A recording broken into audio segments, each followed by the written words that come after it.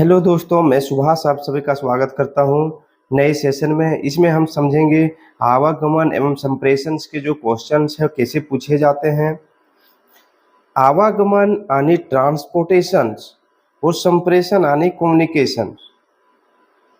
अगर आप देखेंगे जेटेट जेटेट 1 to 5 के सिलेबस को अगर ध्यान से देखेंगे तो वहां पर आपको ईवीएस में आवागमन एवं संप्रेषण देखने को मिलेगा।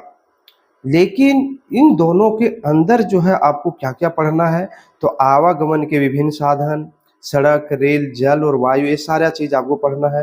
पुराने और आधुनिक परिवहन साधनों की तुलना, उसके बाद ग्रामीण व शहरी क्षेत्रों में परिवहन की भिन्नताएं क्या क्या है उसके बारे में समझना है। यातायात नियम एवं सुरक्षा के उपाय, पर्यावरण एवं यातायात का प्रभाव हमारे जीवन पर जो पड़ता है उसको समझना है।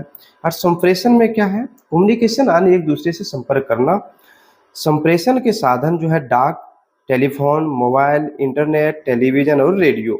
इसके अलावा प्राचीन एवं आधुनिक संप्रेषण के तरीके क्या क्या पहले तरीके अपनाए जाते थे, अब क्या क्या तरीके अपनाए जाते हैं, इसके बारे में भी हम लोग को समझना है। सूचना के आदान प्रदान कैसे होता है, डिजिटल माध्यम और उसका महत्व। आगे है आपातकालीन सेवाओं में संचार की भूमिका। ये सारे जो है टॉपिक आपको पढ़ना है। और इसी से रिलेटेड मैंने 200 क्वेश्चन जो है आप लोग के लिए एमसीक्यू लेकर के आया हूँ डिटेल के साथ। जो भी जेटेट का तैयारी कर रहे हैं उसके लिए बहुत ही ज़्यादा इम्पोर्टेंट है। इसमें क्वेश्चन क्या होगा, तो प्रश्न की संख्या आप देखेंगे फर्स्ट नंबर में आवागमन के साधन में 40 क्वेश्चन रहेंगे, यातायात नियम एवं सुरक्षा में 30, ग्रामीण व शहरी परिवहन में 20 क्वेश्चन। उसी तरह संप्रेषण के साधन जो प्राचीन और आधुनिक है उसमें भी 40 क्वेश्चन रहेंगे। डिजिटल आधुनिक संप्रेषण जो है 30 क्वेश्चन, पर्यावरण का प्रभाव 20 क्वेश्चन, और उसके अलावा टेट स्तर की शिक्षण विधियां एवं मूल्यांकन जो होता है इस टॉपिक से रिलेटेड उससे 20 क्वेश्चन पूछे जाएंगे। जो टोटल संख्या कितनी होगी, 200 की होगी। ठीक है, तो चलिए शुरुआत करते हैं हम लोग फर्स्ट क्वेश्चन से। फर्स्ट क्वेश्चन है, प्राचीन भारत में सबसे अधिक उपयोग में आने वाला भूमि परिवहन साधन कौन सा था। प्राचीन का बात कर रहा है, प्राचीन भारत में जो है बैलगाड़ी जो है भूमि परिवहन का सबसे आम और महत्वपूर्ण साधन था। इससे हम क्या करते थे, जिसका उपयोग हम लोग कृषि, बैलगाड़ी सबसे इम्पोर्टेंट था जिसका उपयोग हम लोग कृषि, इसके अलावा वस्तुओं को एक जगह से दूसरी जगह ले जाने के लिए क्या करते थे, उपयोग करते थे। इसके अलावा प्राचीन काल में खुद लोग एक जगह से दूसरी जगह जाने के लिए भी बैलगाड़ी का उपयोग करते थे। ठीक है, रेलगाड़ी का जो है 1853 में भारत में आया था। साइकिल भी इसी के आसपास आया था। तो यहाँ प्राचीन भारत की बात बोल रहा है, यानी बहुत पीछे के बात बोला जा रहा है। अगला है, निम्नलिखित में से कौन सा आधुनिक परिवहन साधन है। आधुनिक परिवहन साधन, मॉडर्न ट्रांसपोर्ट मीडियम। क्या ऊंट गाड़ी आधुनिक ट्रांसपोर्ट का साधन हो सकता है क्या, परिवहन का साधन नहीं हो सकता। नाव तो बहुत पहले से चल आ रहा है। हाँ, अब नाव में हम लोग अलग अलग तरीके अपना करके जो है और ज़्यादा उन्नत कर रहे हैं, लेकिन फिर भी जो पैटर्न इसका होगा वो तो पुराना ही है। हवाई जहाज, हवाई जहाज जो है यह क्या है, ये आधुनिक परिवहन के साधन है। बिल्कुल सही हो जाएगा सी नंबर। अगला है, कौन सा साधन जल परिवहन का उदाहरण है। तो जल परिवहन का, जो जल में चलने वाले जो परिवहन के साधन है उसके बारे में आपको बताना है। जैसे नदी में चल रहा है, झीलों में, समुद्र में लोग जो है सामान को एक जगह से दूसरी जगह लेकर के जाते हैं। तो क्या आप देखे हैं कहीं ट्रक को एक जगह से दूसरी जगह जल में ले जाते हुए। हाँ, सड़क पर अगर पानी जमा हुआ है तो सड़क पर तैर करके नहीं जाता है ना, पानी पर तैर करके नहीं जाता, सड़क पर जाता है, तो ट्रक नहीं होगा। नाव एक ऐसा साधन है जो पानी के ऊपर तैर करके एक जगह से दूसरी जगह जाता है। नाव सही तरीके हो जाएगा आंसर इसका। ठीक है, अगला, निम्न में से कौन सा हवाई परिवहन का साधन है। हवाई जहाज मतलब हवाई परिवहन, जो हवा में चलने वाले जो परिवहन के साधन है एक जगह से दूसरी जगह ले जाने के लिए, वह कौन सा साधन होगा। तो नाव जो है पानी में चलने वाले साधन है। हेलीकॉप्टर जो है हवा में चलते हैं, हेलीकॉप्टर जमीन में नहीं चलते हैं। हेलीकॉप्टर बी नंबर इसका सही हो जाएगा। स्कूटर और बस जो है वो स्थल भूमि पर चलने वाले परिवहन साधन के एग्जाम्पल है, तो इसलिए ये दोनों गलत हो जाएगा। रेलगाड़ी किस परिवहन प्रकार में आते हैं? तो रेलगाड़ी जो है क्या वाटर ट्रांसपोर्ट है? नहीं। क्या रेलगाड़ी को आप देखे हैं वायु में परिवहन करते हुए? तो नहीं, इसीलिए ऑप्शन भी गलत हो जाएगा। तो स्थल पर भूमि पर चलने वाले साधन है क्या? रेलगाड़ी। इसका अपना एक अलग सा पाथ होता है जिसे हम पटरी के नाम से जानते हैं, ट्रेन वहीं पर चलता है, कहीं भी ट्रेन नहीं चल सकता, रेलगाड़ी नहीं चल सकता। तो किसका एग्जाम्पल है? स्थल परिवहन का एग्जाम्पल है हमारा रेलगाड़ी। अगला है मेट्रो रेल किस शहर में सबसे पहले शुरू हुई थी? तो मेट्रो रेल की अगर हम बात करें तो मेट्रो रेल की शुरुआत सबसे पहले कोलकाता शहर में 1984 ईस्वी में प्रारंभ की गई थी। कितना में? 1984 ईस्वी में प्रारंभ की गई थी। उसके बाद दिल्ली में आया, दिल्ली में भी अभी चल रहा है सुचारू रूप से। ठीक है, तो सी नंबर इसका सही हो जाएगा। ऊंट का उपयोग किस क्षेत्र में आमतौर पर परिवहन के लिए होता है? तो ऊंट क्षेत्र का जो है यानी ऊंट का उपयोग हम लोग रेगिस्तानी क्षेत्र में, डेजर्ट एरिया में उपयोग करते हैं। ऐसा क्यों? क्योंकि ऊंट का जो पैर होता है वह गोल होता है। ठीक है, गोल इस तरह का होता है। तो बालू में ये क्या है, धंसता नहीं है पैर, आसानी से जो है ये बालू पर चल पाता है। इसीलिए हम लोग क्या करते हैं, रेगिस्तानी क्षेत्र में ऊंट का उपयोग परिवहन के लिए करते हैं। वो क्वेश्चन पूछे जाएंगे कि रेगिस्तान का जहाज किसको बोला जाता है? क्या रेगिस्तान का जहाज किसे कहा जाता है? तो सीधा आंसर अब क्या देंगे, ऊंट को राजस्थान का जहाज कहा जाता है। सबसे बड़ा बात क्या है, इसका पैर जो है सो गोल टाइप का होता है, जिस कारण पानी में धंसता नहीं है, इसीलिए आसानी से चल पाता है। इसके अलावा ऊंट जो है बिना पानी के भी कई दिनों तक जिंदा रह पाता है। क्यों? क्योंकि उसके अंदर जो वसा है, वसा को ही गलाकर वो पानी के लिए उपयोग कर लेता है, तो इसीलिए बहुत ज्यादा उपयोगी ऊंट हो जाता है हमारे लिए। ट्रक किसके लिए अधिक उपयोगी होता है? अधिक उपयोगी पर आप गौर करेंगे। ठीक है, अधिक उपयोगी, तो ट्रक में भले यात्री कहीं जा सकता है, लेकिन अधिक उपयोगी हम यात्री को ले जाने के लिए नहीं करते हैं, पत्र ले जाने के लिए भी नहीं करते हैं। तो गुड्स ले जाने के लिए यानी सामान ले जाने के लिए हम लोग किसका उपयोग करते हैं? ट्रक का उपयोग करते हैं। और ये कहाँ पर चलता है ट्रक? तो ये चलता है सड़क मार्ग पर, यानी रोड मार्ग पर चलने वाले साधन है। एक जगह से दूसरे जगह जो है प्रभावी साधन, मतलब क्या होता है, सबसे प्रभावी साधन हम बोलेंगे ट्रक को ही। अगला है भारत में पहला हवाई जहाज कहाँ स्थापित किया गया था? तो पहला हवाई जहाज जो है कलकत्ता में स्थापित किया गया था। किस नाम से? तो पहला हवाई जहाज को हम लोग जानते हैं, ये स्थापित किया था दमदम में, कलकत्ता के दमदम में स्थापित किया गया था पहला परिवहन का जो हवाई जहाज है वो। अगला है वायु परिवहन का लाभ क्या है? सबसे पहले समझिए वायु परिवहन होता क्या है, यानी एयर ट्रांसपोर्ट क्या होता है। तो वैसे परिवहन के साधन जो हवा में उड़ते हैं, ठीक है, तो उसको हम क्या बोलते हैं? वायु परिवहन के साधन। अब खुद आप रिलेट कर पाएंगे वायु परिवहन में हम क्यों उपयोग करते हैं, हवाई जहाज में हम क्यों बैठ के एक जगह से दूसरी जगह जाते हैं? क्योंकि समय की बचत होती है। ठीक है, सस्ता होता है? बिल्कुल सस्ता नहीं होता है। अगर सस्ता होता तो हर कोई जो है हवाई जहाज पर एक जगह से दूसरी जगह जा पाते। ये सस्ता नहीं है, बहुत ज़्यादा क्या है, महंगा होता है। धीमा होता है? तो धीमा नहीं होता है, महंगा होता है और फास्ट होता है। समय की बचत करती है, सेव टाइम। क्या है? Saves time. क्या करता है वायु परिवहन? क्या करता है? समय की बचत करती है। क्या हो जाएगा? सी आंसर इसका सही हो जाएगा। भारी सामान ढोने के लिए जो है हवाई परिवहन का हम लोग उपयोग नहीं करते हैं। भारी सामान ढोने के लिए हम लोग क्या करते हैं? स्थल मार्ग में रेलगाड़ी और ट्रक का उपयोग करते हैं, और जहाज यानी नाव में हम लोग क्या करते हैं, वाटर परिवहन में हम लोग क्या करते हैं, उसमें भारी सामान को लाते हैं। ठीक है, तो आगे बढ़ते हैं। आगे राष्ट्रीय राजमार्ग का मुख्य उद्देश्य क्या, यानी नेशनल हाईवे का मुख्य उद्देश्य क्या है? तो राष्ट्रीय राजमार्ग का जो है मुख्य उद्देश्य देश के विभिन्न राज्यों, प्रमुख शहरों और आर्थिक केंद्रों को आपस में जोड़ने का होता है। ये देश की क्या होती है? अर्थव्यवस्था और परिवहन की रीढ़ होती है। तो क्या हो जाएगा? ग्रामीण क्षेत्रों को जोड़ने के लिए जो है प्रधानमंत्री सड़क योजना चलाई जाती है, यह गलत हो जाएगा। राज्य की राजधानी से गांवों को जोड़ने के लिए जो है स्टेट हाईवे बनाए जाते हैं राज्य सरकार द्वारा, यह भी गलत हो जाएगा। तो एक राज्य को दूसरे राज्य से जोड़ने के लिए क्या किया जाता है? तो ये नेशनल हाईवे का प्रयोग हम लोग करते हैं। राज्य से दूसरे राज्य का मतलब क्या हो गया? यहाँ देखिए, अगर दिल्ली है, दिल्ली को अगर रांची से जोड़ना है तो ये दोनों जो है अलग अलग स्टेट के हैं, तो स्टेट तो बोल देंगे, लेकिन मुख्य उद्देश्य हम लोग का क्या रहता है?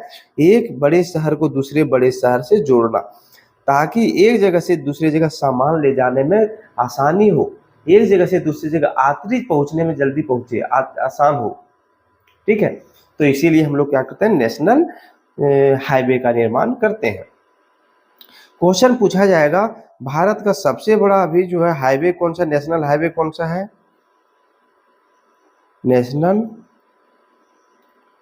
नेशनल हाईवे कौन सा है? तो याद रखेंगे NH-44 जो है भारत का सबसे बड़ा नेशनल हाईवे है। ठीक है, चलिए आगे। भारतमाला परियोजना का संबंध है, भारतमाला प्रोजेक्ट का संबंध किससे है? तो भारतमाला परियोजना का भारत सरकार के क्या है? महत्वाकांक्षी योजना है, जिसका उद्देश्य देश भर में राजमार्गों और सड़क नेटवर्कों को क्या करना है? यानी अच्छे तरह से बनाना है। तो भारतमाला प्रोजेक्ट में क्या होता है समझिए, इंडिया का जो टॉप मोस्ट जो शहर है, जैसे एग्जाम्पल के तौर पर बता दें, मुंबई, कोलकाता, ये अहमदाबाद, उसरा दिल्ली, इन सबों को क्या करना है? जोड़ने का परियोजना है। अब इसी के बीच में छोटे छोटे शहर, अलग अलग स्टेट आपको देखने को मिलेंगे, जो इसी भारतमाला प्रोजेक्ट के तहत क्या होता है? छोटे छोटे शहर तो राज्य जो है जुड़ते चले जाते हैं। तो क्या हो जाएगा इसमें? इसमें हो जाएगा सड़क और राजमार्गों से जो है इसका संबंध है, रोड्स एवं हाईवे से इसका संबंध किसका है? भारतमाला प्रोजेक्ट का। इसका आंसर डी सही हो जाएगा। निम्नलिखित में से कौन सा एक ग्रीन ट्रांसपोर्ट का उदाहरण है? Which of the following is an example of green transport? Green transport होता क्या है? तो ग्रीन ट्रांसपोर्ट ऐसे परिवहन साधनों के संदर्भ में हम बात कर रहे हैं जो प्रदूषण कम फैलाता है। अब प्रदूषण कम कौन फैलाएगा? जिसमें हम लोग जीवाश्म ईंधन का उपयोग नहीं करते हैं।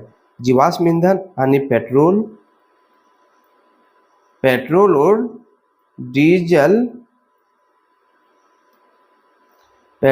डीजल का उपयोग हम लोग नहीं करते हैं। ठीक है, तो किसका उपयोग करते हैं? हम लोग इसको बैटरी से यानी इलेक्ट्रिसिटी से चलाते हैं, इलेक्ट्रिसिटी से चलाने का प्रयास करते हैं, या फिर हाइड्रोजन से चलाने का प्रयास करते हैं। ये सारे ट्रांसपोर्ट क्या किस कैटेगरी में आ जाएंगे? तो आ जाएंगे ग्रीन ट्रांसपोर्ट में आ जाएंगे। तो एग्जाम्पल इसका देखिए, बी सही है आंसर इसका। इलेक्ट्रिक बस क्या है? ग्रीन ट्रांसपोर्ट की एग्जाम्पल है। ठीक है, अगला है, रेलवे में सिग्नलिंग प्रणाली का मुख्य उद्देश्य क्या है? तो रेलवे में जो है सिग्नलिंग प्रणाली का प्राथमिक उद्देश्य होता है यात्रियों का क्या बोल सकते हैं, ट्रेन की जो है सुरक्षित आवाजाही सुनिश्चित किया जा सके। एक जगह से दूसरी जगह जो ट्रेन परिवहन करते हैं उसको क्या करना है? सुनिश्चित करना है, सुरक्षित एक जगह से दूसरी जगह पहुंचाने के लिए हम लोग क्या करते हैं? मतलब सिग्नलिंग प्रणाली का उपयोग करते हैं। अब सुरक्षित कब हम पहुंचेंगे? जब ट्रेन का टकराव एक दूसरे से नहीं होगा। ठीक है, ट्रेन एक दूसरे से कोलिजन नहीं करेंगे तभी तो सुरक्षित होगा।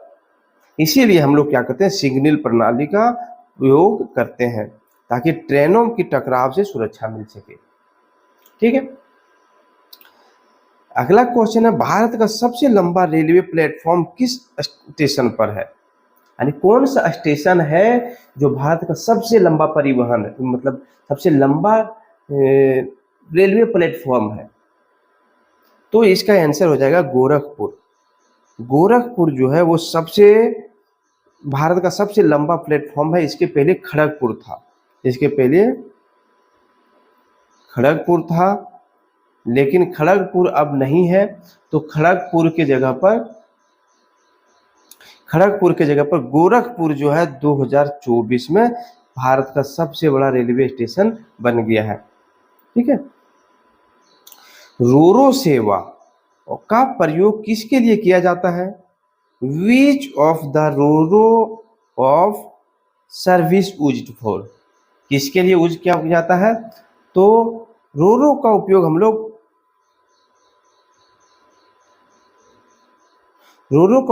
वाहनों का ट्रेन द्वारा ढोने के लिए उपयोग किया जाता है। वाहनों को ट्रेन द्वारा ढोने के लिए उपयोग किया जाता है। किसका? रोरो का उपयोग किया जाता है। अब देखेंगे कभी ट्रेन में जो जिसमें सामान मतलब ले करके जाया जाता है ट्रेन, उसमें देखना पीछे साइड में आपको जो है खुला रहेगा और वहाँ पर जो है गाड़ी आपको बड़े बड़े बंधे हुए मिलेंगे, नए नए गाड़ी। एक जगह से दूसरे जगह ले जाने के लिए, बेचने के लिए ले जाने के लिए क्या करते हैं हम लोग? रोरो सेवा का उपयोग करते हैं, जिसमें गाड़ी वगैरह को लेके जाया जाता है बांध करके। तो इसके आंसर सी सही हो जाएगा। निम्नलिखित में से कौन सी विशेष ट्रेन केवल पर्यटकों के लिए चलाई जाती है? तो पर्यटकों के लिए विशेष ट्रेन जो है पैलेस ऑन व्हील्स को चलाया जाता है। पैलेस ऑन व्हील्स को चलाया जाता है। या लग्जरी पर्यटक ट्रेन है जो राजस्थान के, कहां पर? राजस्थान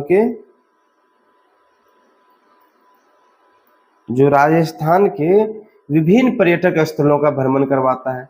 यह इस ट्रेन को क्या है ना, ऐसा डिजाइन किया गया है कि बहुत ज्यादा खूबसूरत दिखे और ये पारदर्शी भी, बहुत कुछ सीटों पर पारदर्शी देखने को मिलेगा ताकि आर पार जो है आते लोग देख सके। इस ट्रेन में जाने पर लगेगा कि राजा महाराजा वाला फीलिंग आपको देखने को मिलेगा। तो इसका सी जो है आंसर सही हो जाएगा। भारत में सबसे तेज चलने वाली ट्रेन कौन सी है? 2024 तक की बात किया जा रहा है। तो भारत में अभी सबसे तेज चलने की वाली ट्रेन जो है वंदे भारत है। इसकी अधिकतम स्पीड जो है 180 किलोमीटर प्रति आवर मापी गई है। ठीक है। और यह क्या है? अत्याधुनिक सुविधा वाला उच्च गति वाला ट्रेन भी है। इसमें इसका किराया भी ज़्यादा है, लेकिन यह बहुत अत्यधिक सुविधा भी देती है अपने यात्रियों को। तो वंदे भारत इसका सही आंसर हो जाएगा। आगे है, हाइपर लूप किस परिवार की परिवहन का तकनीक है? हाइपर लूप जो है ये ट्यूब आधारित उच्च गति परिवहन का जो है साधन है। Tube based high speed transport. अब हाइपर लूप होता क्या है समझिए। हाइपर लूप देखिए, एक इस तरह का जो है ट्यूब बनाया जाता है, चाहे किसी का हो, प्लास्टिक का हो या फिर लोहे का ट्यूब बनाया जाएगा। ठीक है। अब ट्यूब बनाने के बाद इसके अंदर पटरी बिछाई जाएगी, मैग्नेट वाली पटरी, मैग्नेट, इसका मैग्नेट वाला पटरी बिछाया जाएगा। अब इस ट्यूब में ट्रेन चलेंगे। अब यहाँ पर जो आप देखेंगे तो यहाँ पर एयर देखने को नहीं मिलेगा, एयर जो है बाहर निकाल दिया जाएगा इस ट्यूब से, जिसके कारण यह ट्रेन बहुत फास्ट गति से ट्रेवल करेगा। तो ट्यूब आधारित उच्च गति वाली परिवहन सेवा जो है वो हाइपरलूप ट्रेन कहलाएगा। ठीक है, परिवहन का तकनीक कहलाए जाएंगे। आगे है निम्न में से कौन सा सार्वजनिक परिवहन का लाभ नहीं है? सार्वजनिक परिवहन का लाभ नहीं है, क्या होता है सार्वजनिक परिवहन?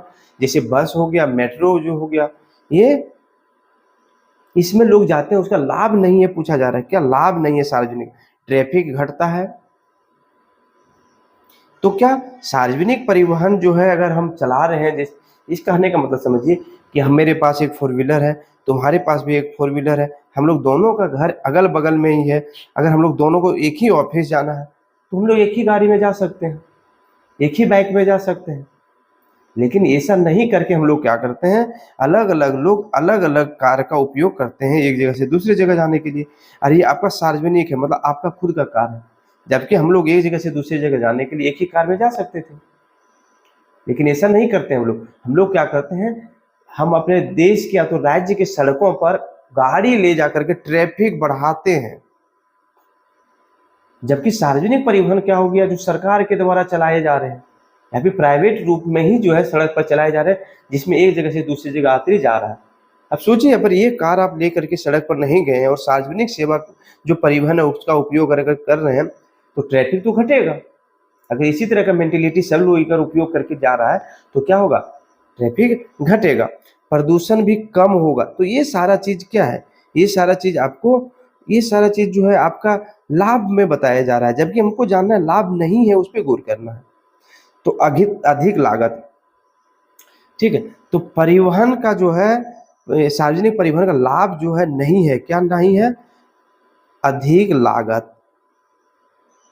अधिक लागत नहीं है, क्यों कि सोचिए, आप अगर सार्वजनिक परिवहन में जा रहे हैं बस में, वहां पर आपको कम किराया देना पड़ेगा, कम भाड़ा देना पड़ेगा, जबकि खुद के कार से जा रहे हैं तो उसके लिए अधिक खर्चा होता है।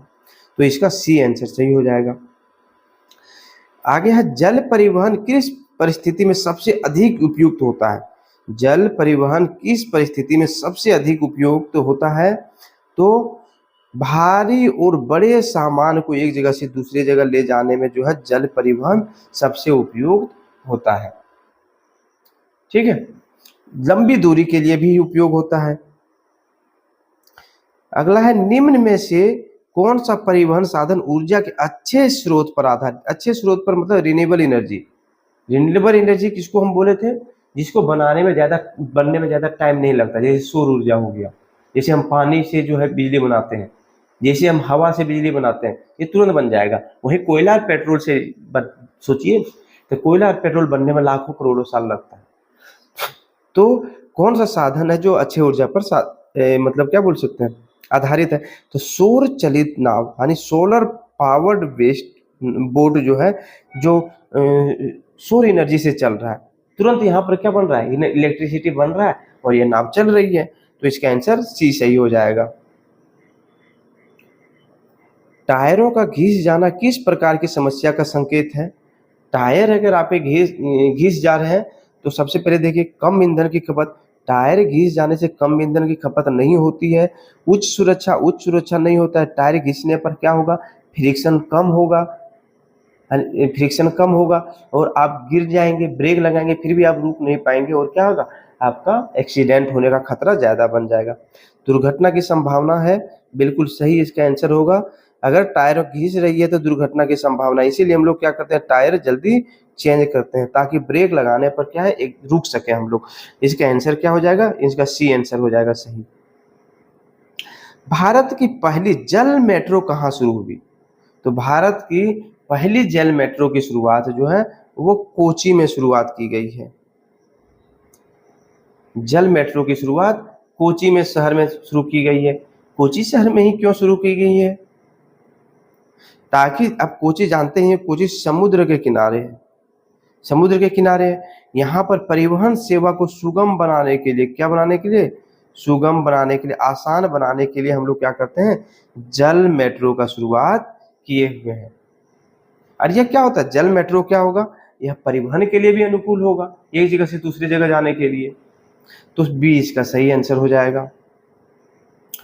सड़क सुरक्षा सप्ताह यानी रोड सेफ्टी वीक कब मनाया जाता है, तो यह जो है 1 जनवरी से 7 जनवरी के बीच में जो है सड़क सुरक्षा सप्ताह मनाया जाता है हमारे देश में। परिवहन साधनों से होने वाले प्रदूषण को नियंत्रित करने का सबसे अच्छा तरीका क्या है। What is the best way to control pollution from vehicles? क्या है, परिवहन साधनों से होने वाले जो प्रदूषण है उसको नियंत्रित करने का सबसे अच्छा तरीका क्या हो सकता है। तो अभी हम सबने समझा, सार्वजनिक परिवहन का उपयोग कीजिए। एक जगह से दूसरी जगह जाने के लिए आपके पास भले कार है, आपके पास भले बाइक है, उसका उपयोग ना करके जो ऑलरेडी सड़क पर सार्वजनिक परिवहन चल रहे हैं, सार्वजनिक जो है बस चल रहे हैं, चाहे वो सरकारी बस हो या प्राइवेट बस हो, उस पर चलिए। आप खुद समझिए, एक बस में जो कम से कम 60 लोग जा सकते हैं एक जगह से दूसरी जगह, और अगर वही 60 लोग अपना परिवहन लेकर के, अपना परिवहन के जो साधन है, कार जो है, फिर बाइक है, जो भी उसके पास उचित तरह का गाड़ी है, वो लेकर के सड़क पर आते हैं, तो सड़क का ट्रैफिक का बोझ जो बढ़ जाएगा। इसके अलावा प्रदूषण भी अधिक देखने को मिलेंगे, समझ रहे हैं। तो क्या हो जाएगा, इसका सी सही हो जाएगा। कौन सी सरकारी योजना ग्रामीण सड़कों को जोड़ने के लिए बनी है? तो प्रधानमंत्री ग्राम सड़क योजना मैंने बताया, यह क्या है? यह ग्रामीण सड़कों को जोड़ने के लिए बनाया गया है। सबसे पहले समझिए, ये जो है मान लीजिए स्टेट हाईवे है या तो नेशनल हाईवे है, यहाँ से दूर दराज में जाकर के आपको गांव देखने को मिलेंगे। तो पहले जो है कच्ची सड़कें थी, बना नहीं था। इसके बाद अटल सरकार ने प्रधानमंत्री ग्राम सड़क योजना की शुरुआत की, ताकि दूर दराज में जो गांव है उसको मुख्य सड़क से जोड़ा जा सके। पहले कच्ची सड़क से, उसके बाद पक्की सड़क से जोड़ने का प्रावधान था। ठीक है, तो क्या हो जाएगा? सी इसका सही आंसर हो जाएगा। अगला है, ई रिक्शा किस श्रेणी का वाहन है? ई रिक्शा इलेक्ट्रिक रिक्शा जो मतलब इलेक्ट्रिसिटी से चल रहे हैं, यह रिक्शा किस श्रेणी के वाहन है? तो वायु परिवहन। क्या आप इलेक्ट्रॉनिक रिक्शा को हवा में उड़ते हुए देखे हैं क्या कहीं? नहीं, ये तो अजूबा हो जाएगा। जल परिवहन, यह जल पर भी नहीं चलता है। पारंपरिक परिवहन नहीं है। पारंपरिक परिवहन हम किसको बोलते हैं? तो पारंपरिक परिवहन हम बोलते हैं उसको जो ऑलरेडी हमारे पहले से चला हुआ आ रहा है, जैसे बैलगाड़ी हो गया, पुराने बस हो गए, ये सारे जो है पारंपरिक परिवहन हो जाएंगे। तो हरित परिवहन हो जाए, ग्रीन ट्रांसपोर्ट जो है उसका एग्जाम्पल है ई रिक्शा। इलेक्ट्रिसिटी से चल रहा है, और इलेक्ट्रिसिटी जो है हमारे पर्यावरण को बहुत कम हार्म करते हैं, बहुत कम नुकसान पहुंचाते हैं, इसीलिए यह क्या हरित परिवहन के श्रेणी में आते हैं। परिवहन साधनों में जीपीएस का मुख्य उपयोग क्या है? हम जीपीएस से क्या करते हैं? जीपीएस का सबसे पहले फुल फॉर्म क्या होता है? तो जीपीएस का सबसे पहले जो है फुल फॉर्म होता है ग्लोबल पोजिशनिंग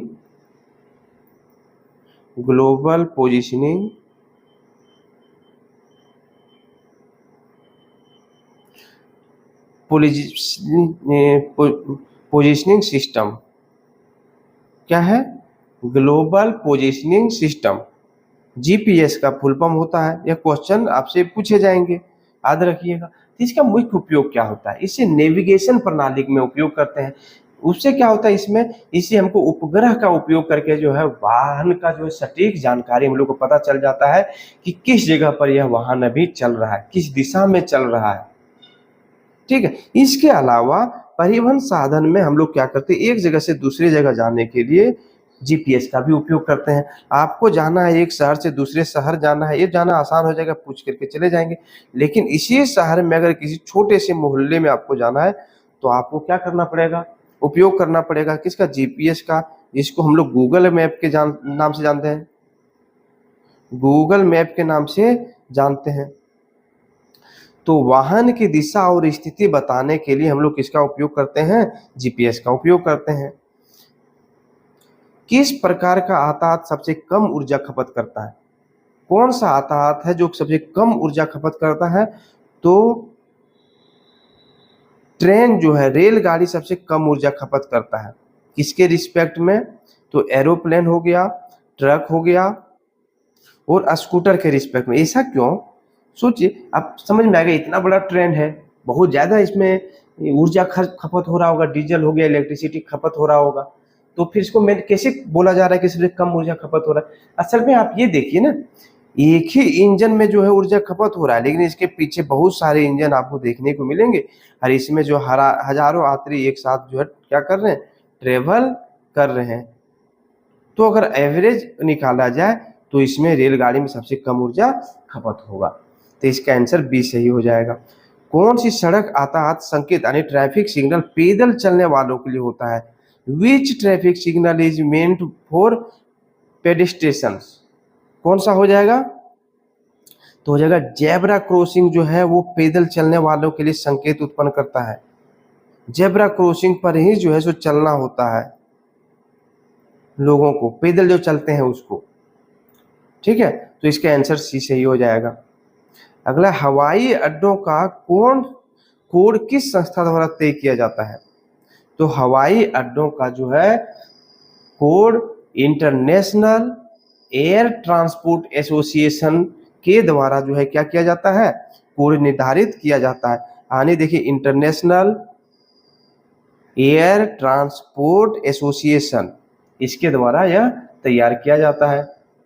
और यह जो है संस्था, यह पूरे दुनिया का जितना भी जो है सो एयरलाइंस चल रहे हैं उसका प्रतिनिधित्व करता है, उस पर नज़र रखते हैं।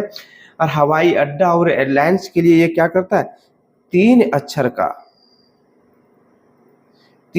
का कोड जो है लोगों को प्रोवाइड करवाता है। लोगों का मतलब क्या, हवाई अड्डा का और जो एयरलाइंस है उसको। ऐसा इसलिए ताकि एक जगह से दूसरी जगह जो ट्रेन चल रहा है हवाई जहाज, उसको नेविगेट किया जा सके, उसकी स्थिति क्या है, कहीं हवा में एक दूसरे ट्रेन से मतलब हवाई जहाज से टकरा ना जाए, इस बात पर ध्यान दिया जाता है।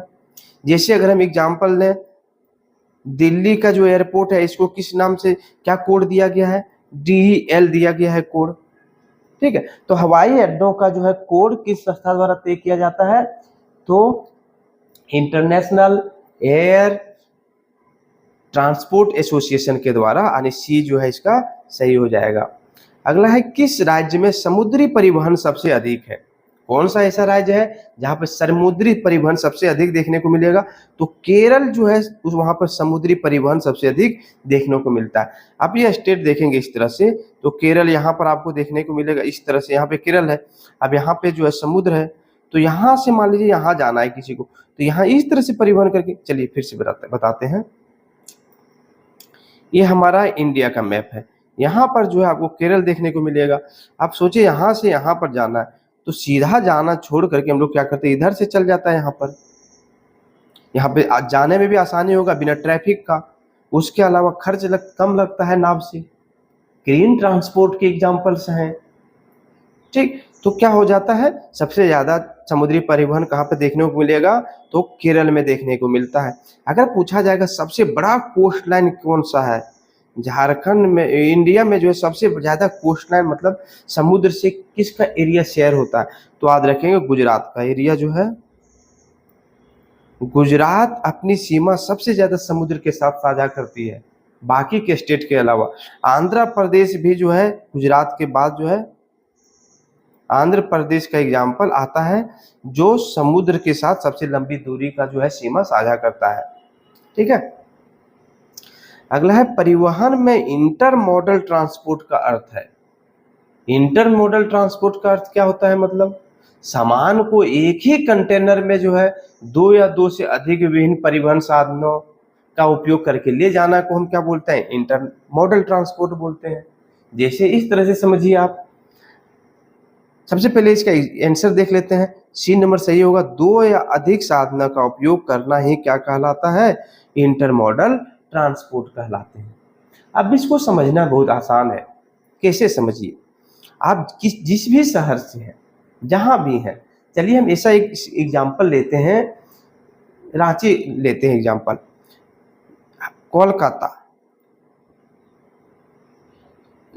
कोलकाता से कोई सामान यहाँ पर बन करके ट्रेन के माध्यम से कहाँ पहुँचा, रांची पे पहुँचा। हमको पहुँचाना कहाँ पर है, हमको पहुँचाना है हजारीबाग, हमको पहुँचाना है कोई और जगह पर, खूंटी पहुँचाना है। तो क्या कलकत्ता से डायरेक्ट खूंटी चलेगा कोई ट्रेन, नहीं चलेगा। तो कहाँ तक चल रहा है, तो ये कोलकाता से जो है डायरेक्ट रांची चल रहा है, खूंटी ट्रेन नहीं चल रहा है। याद रखेंगे, समझ में आ रहा है। कोलकाता में बहुत सारे सामान बनते हैं, यहाँ से कपड़ा हमको कहाँ मंगाना है, खूंटी मंगाना है, लेकिन खूंटी डायरेक्ट कोलकाता से ट्रेन नहीं चलने के कारण हम लोग को सामान कहाँ मंगाना पड़ रहा है, कोलकाता मंगाना पड़ रहा है। लेकिन सामान लेके कहाँ जाना था, खूंटी ले जाना था। तो कोलकाता से जो सामान आएंगे वह रांची में आपका स्टोर होगा, नीचे उतारा जाएगा, और रांची से बाकी साधन से, चाहे वो ट्रक से हो चाहे बस से, जो भी साधन सही लगे वह कहाँ पे ले जाया जाएगा, खूंटी यहाँ से पहुंचाया जाएगा। ठीक है, तो इसी को बोलते हैं इंटरमोडल ट्रांसपोर्ट। अब एक और एग्जांपल समझिए। चलिए अमेरिका से जो है, अमेरिका से कोई साधन जल मार्ग से कोलकाता आया और कोलकाता से उसको रांची ले जाना है। तो जल मार्ग से सबसे पहले कोलकाता आया, कोलकाता पे उतरने के बाद वहां से ट्रेन के माध्यम से रांची लाया गया। तो ये जो कनेक्ट हो रहा है इसी को हम लोग बोलते हैं इंटरमोडल ट्रांसपोर्ट बोलते हैं। 2 या 2 से अधिक साधनों का उपयोग करके हम लोग अपने जो है सामान को मंगवाते हैं कंटेनर के माध्यम से, और या फिर जो भी साधन हो तो उसी को हम बोलते हैं क्या, इंटरमॉडल ट्रांसपोर्ट बोलते हैं। अगला है, किस बंदरगाह को भारत में गेटवे ऑफ इंडिया कहा जाता है? कौन सा बंदरगाह है जिसको गेटवे ऑफ इंडिया कहा जाता है? तो मुंबई पोर्ट्स को, यानी हाँ, मुंबई पोर्ट्स को हम क्या बोलते हैं, गेटवे ऑफ इंडिया के नाम से जानते हैं। अरे ऐसा इसलिए क्योंकि यह जो है मुंबई पोर्ट्स या भारत के पश्चिम तट पर स्थित है, जहां से हम लोग क्या समझ रहे हैं कि अंतर्राष्ट्रीय व्यापार जो है उसमें महत्वपूर्ण भूमिका निभाता है। जैसे एक मैप लेते हैं इंडिया का, ठीक है, इस तरह का मैप है। आप यहाँ पर देखेंगे तो यहाँ पर मुंबई है, यहाँ पे मुंबई पोर्ट्स है। अब इधर के जो जितने भी स्टेट हैं, डिस्ट्रिक्ट सॉरी मतलब देश हैं, सऊदी अरब हो गया, सिंगापुर, और भी जो है यूएई हो गए, बाकी अमेरिका वगैरह का भी जो भी सामान आता है इधर से यूरोप से, वह सारा कहाँ आएगा, गेटवे ऑफ इंडिया, यानी यहीं पे मुंबई पर आएंगे। इसी तरह से जो है अगर रूस से आएगा तो रूस से जो है ईरान के पोर्ट होते हुए कहाँ पे पहुंचता है, मुंबई पहुंचता है। बहुत सारे साधन यहाँ भी पहुंच जाते हैं, कोची ये जो है पोर्ट पर भी पहुंचते हैं, लेकिन मुंबई सबसे पहले था, इसीलिए बड़ा था, इसीलिए कोलकाता मुंबई पोर्ट को हमने क्या बोल दिया, गेटवे ऑफ इंडिया बोल दिया। ठीक है, यानी भारत का प्रवेश द्वार बोल दिया गया है। अगला है, निम्न में से कौन सा दस्तावेज सड़क पर वाहन चलाने के लिए आवश्यक नहीं है? यानी which of the following is not mandatory for driving on road. तो रोड पर अगर आप वाहन चला रहे हैं तो कौन सा दस्तावेज आपसे वहां पे ट्रैफिक पुलिस मांगेंगे, यही जो है आपको जवाब देना है इसमें ऑप्शन में देख करके। तो ड्राइविंग पुलिस जो है, यानी ड्राइविंग पुलिस नहीं, ट्रैफिक पुलिस वह ड्राइविंग लाइसेंस की मांग करता है। तो ये क्या है, सही है, लेकिन यहाँ पे पूछा जा रहा है नहीं आवश्यक है, इसलिए गलत। आधार कार्ड का मांग जो है ये नहीं करता, ये सही आंसर हो जाएगा। ट्रैफिक पुलिस जो है ड्राइविंग लाइसेंस का मांग करता है, इंश्योरेंस आपके वाहन का मांग करेगा, और वाहन पंजीयन संख्या जो है वह भी मांग करेगा, आपको आरसी मांग करेगा। क्यों? ताकि पता चल सके किसके नाम पर गाड़ी है और किसका आपका गाड़ी है, या फिर ये चोरी से उपयोग कर रहे हैं आप किसी और का चोरी करके, ये सारी जानकारी के लिए आपको वाहन पंजीयन नंबर मांगा जाता है। किस प्रकार के ट्रांसपोर्ट में सबसे अधिक CO2 उत्सर्जन होते हैं, कार्बन डाइऑक्साइड सबसे ज्यादा किस ट्रांसपोर्ट में आपको देखने को मिलेगा, सबसे ज्यादा उपयोग होता है? तो एरोप्लेन में जो है सबसे ज्यादा CO2 का उत्सर्जन होता है। एरोप्लेन में जो है सबसे ज्यादा CO2 का उत्सर्जन होता है। रेल में कम होता है, बस में भी कम होता है, और साइकिल में भी कम होता है। समझ रहे? तो एरोप्लेन में सबसे ज्यादा उपयोग होता है। अगला है, भारत में राष्ट्रीय राजमार्ग की निगरानी कौन करता है? तो भारत में राष्ट्रीय राजमार्ग की निगरानी भारतीय राष्ट्रीय राजमार्ग प्राधिकरण, national highway authority of India जो है इसका निगरानी रखता है। कि क्या आंसर हो जाएगा? तो इसका आंसर हो जाएगा सी नंबर। अगला है, जीपीएस प्रणाली में कितने उपग्रह का पर आधारित होती है? यानी जीपीएस प्रणाली कितने उपग्रह पर आधारित होती है? तो ये 24 उपग्रह पर आधारित होता है जीपीएस प्रणाली। ठीक है, ऐसा क्यों, 24 पर ही क्यों? ऐसा इसलिए कि जीपीएस प्रणाली जो है 24 उपग्रहों का एक नक्षत्र पर आधारित होता है। इसका सीधा सिंपल है कि पृथ्वी का जो परिक्रमा करते हैं, जिसके द्वारा जो है सिग्नल हमारे पास भेजा जाता है, और ये जीपीएस क्या करते हैं, उसको रिसीव करके हमारी स्थिति का निर्धारण करते हैं कि हम किस जगह पर हैं, किस जगह पर नहीं है। परिवहन में कौन सा साधन सबसे पर्यावरण अनुकूल माना जाता है? पर्यावरण के अनुकूल कौन सा परिवहन साधन आपको देखने को मिलेगा? तो मोटरसाइकिल जो है परिवहन के अनुकूल नहीं है। साइकिल जो है पर्यावरण के अनुकूल है, क्योंकि इसमें हम क्या करते हैं, उपयोग नहीं करते हैं ना पेट्रोल का ना डीजल का। साइकिल में जो है बिना पेट्रोल डीजल का उपयोग किए हुए चलता है, तो इसीलिए भी इसका सही हो जाएगा। प्राचीन भारत में सूचना भेजने के लिए कौन सा माध्यम प्रचलित था? तो टेलीफोन प्राचीन भारत में नहीं था, इंटरनेट भी नहीं था, मोबाइल भी नहीं था, यानी दूत मैसेंजर को भेजने का उपयोग किया जाता था। चाहे वह मनुष्य या फिर कबूतर, मनुष्य हो या फिर कबूतर का उपयोग किया जाता था। अगला, डाक व्यवस्था किस प्रकार का संचार माध्यम है? तो डाक व्यवस्था जो मौखिक संचार नहीं है, वर्बल कम्युनिकेशन नहीं है। मौखिक संचार मतलब होता है कि आप एक आदमी को कुछ बोलिए, वह जाकर कहीं और आपके बारे में बोल देगा। यह जानकारी साझा कर दिया मुंह के माध्यम से, बोल करके। तो डाक सेवा में बोलने के क्या, आपको कोई अगर पत्र आ रहा है तो क्या बोल करके जाता है क्या? नहीं। तो दृश्य संचार, क्या कोई टीवी वगैरह आता है दिखाने के लिए दृश्य कि वहां पर ये काम हो रहा है, ये चीज आपको देख करना है? ऐसा भी नहीं आता। लिखित संचार होता है, यानी पत्र के माध्यम से आते हैं डाक सेवा में। जो भी चीज आता है वो लिखित माध्यम में आते हैं। सी नंबर सही हो जाएगा इसका। मोबाइल फोन किस संचार तकनीक का उदाहरण है? मोबाइल फोन किस संचार तकनीक का उदाहरण है? तो मोबाइल फोन जो है टू वे कम्युनिकेशन का उदाहरण है। हाँ, आपके पास मोबाइल है, आपके दोस्त के पास भी मोबाइल है, आप कॉल किए हैं इसके पास, कॉल करने के बाद आप इसको हेलो बोलेंगे, उधर से रिप्लाई आएगा हाय, आएगा। आप कुछ इससे बात कर रहे हैं, उधर से तुरंत जो है रिप्लाई आ जाएगा, तुरंत तत्काल में, तुरंत कुछ सेकंड में रिप्लाई आ रहा है, तुरंत तुरंत रिप्लाई आ रहा है। मतलब वास्तविक समय में जो है बात करने की संभावना कौन देता है? मोबाइल देता है हम लोग को। इसीलिए हम इसको बोलते हैं द्विदिशात्मक संचार, यानी टू वे कम्युनिकेशन बोलते हैं। वहीं अगर इस एग्जाम्पल में बात करें हम लिखित संचार में, तो इसमें टू वे कम्युनिकेशन नहीं है। इसमें आप एक लोग जो है, एक आदमी जो है, एक मनुष्य ने अपना विचार लिखा है और दूसरे के पास गया है। अब दूसरे जो है तुरंत उसको जवाब नहीं दे पाएगा, जवाब देने में 10 दिन कम से कम लगेगा, इसीलिए इसको नहीं लेते हैं। लेकिन ये मोबाइल जो है द्विदिशात्मक संचार है, कम्युनिकेशन है। ठीक है, आगे आते हैं। भारत में डाक प्रणाली की शुरुआत कब की गई थी? तो भारत में डाक प्रणाली की शुरुआत 1837 में की गई थी। ठीक है, तो अब क्वेश्चन पूछा जाएगा इससे रिलेटेड कुछ भी, कि बताइए अखिल भारतीय डाक अधिनियम कब पारित किया गया था? अखिल भारतीय डाक परिवहन कब जारी किया गया था, पारित किया गया था? तो 1837 में। दूसरा क्वेश्चन बनेगा कि बताइए डाक प्रणाली की शुरुआत, डाक सेवा की शुरुआत भारत में किसके द्वारा की गई थी?